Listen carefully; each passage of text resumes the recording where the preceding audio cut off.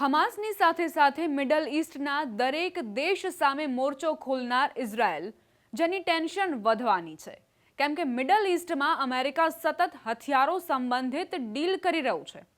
Saudi અને તુર્કીને F-35 fighter jet આપવા અંગે ઇઝરાયલના ધબકારા પહેલાથી જ વધેલા છે અને હવે અન્ય એક સમાચાર આવ્યા છે જે ઇઝરાયલની ચિંતા વધારી શકે છે.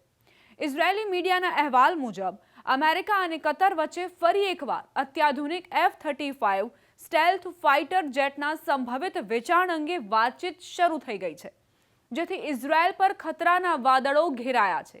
ઇઝરાયલને ડર છે કે જો અમેરિકાએ વિસ્તારમાં મોટા પાયે આવા અદ્યતન હથિયારો વહેંચ્યા તો તેની ક્વોલિટેટિવ મિલિટરી એજ એટલે કે સૈન્ય બળની શ્રેષ્ઠતા નબળી પડી શકે છે. આવું એટલા માટે કારણ કે મિડલ ઈસ્ટમાં ઇઝરાયલ જ એકમાત્ર એવો દેશ છે જેની પાસે F-35 છે. ચેનલ 12ના અહેવાલ મુજબ કતરે અમેરિકા પાસેથી F-35 લડાકુ વિમાન ખરીદવાની માંગ ફરી કરી છે. આ પહેલા આશરે 5 વર્ષ પહેલા પણ કતરે આવો જ પ્રસ્તાવ મૂક્યો હતો, જેને નકારી દેવામાં આવ્યો હતો. જો કે આ વખતે પરિસ્થિતિ બદલાયેલી છે અને કતર તથા અમેરિકી અધિકારીઓ વચ્ચે સંપર્ક શરૂ થઈ ચૂક્યો છે. ઇઝરાયલ માત્ર કતર અંગે ચિંતિત નથી. અહેવાલ અનુસાર ઇઝરાયલ અમેરિકા અને સાઉદી અરેબિયા વચ્ચે ઉભરી રહેલા રક્ષા કરાર, સંયુક્ત અરબ અમીરાતને ફરીથી F-35 આપવાની સંભાવના તથા ભવિષ્યમાં તુર્કીને પણ આ વિમાનોના વેચાણની ચર્ચાઓ પર નજર રાખી રહ્યું છે. ઇઝરાયલનું માનવું છે કે જો આ તમામ સોદા આગળ વધે તો આખા વિસ્તારમાં શક્તિનું સંતુલન બદલાઈ શકે છે. આવી જ આશંકાના કારણે ઇઝરાયલ હવે અમેરિકા પાસેથી વળતર તરીકે વધારાની સૈન્ય ક્ષમતાઓની માંગ કરવાની તૈયારી કરી રહ્યું છે. અહેવાલ મુજબ ઇઝરાયેલી રક્ષા વ્યવસ્થા અમેરિકા સમક્ષ એક નવી માંગ મૂકવા પર વિચાર કરી રહી છે, જેમાં 2 નવા ફાઇટર સ્ક્વોડ્રનનો સમાવેશ થાય છે.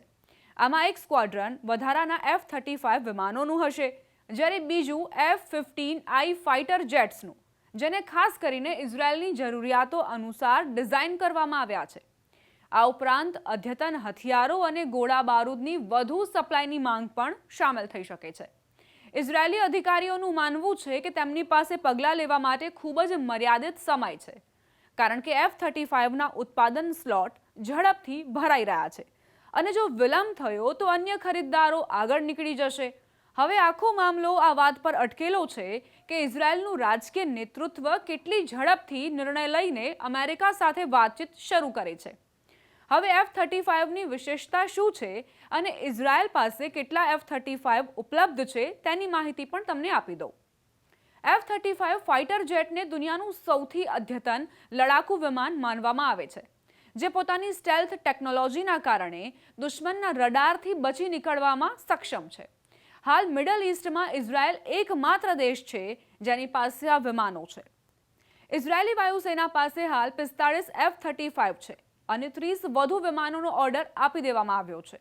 ઇઝરાયલ આશરે 1 દાયકાથી આ જેટ્સનો ઉપયોગ કરી રહ્યું છે. જો કે તાજેતરમાં રાષ્ટ્રપતિ ડોનાલ્ડ ટ્રમ્પ તરફથી સાઉદી અરેબિયાને F-35 વહેંચવાની જાહેરાતથી ઇઝરાયલની બેચેની વધી ગઈ છે.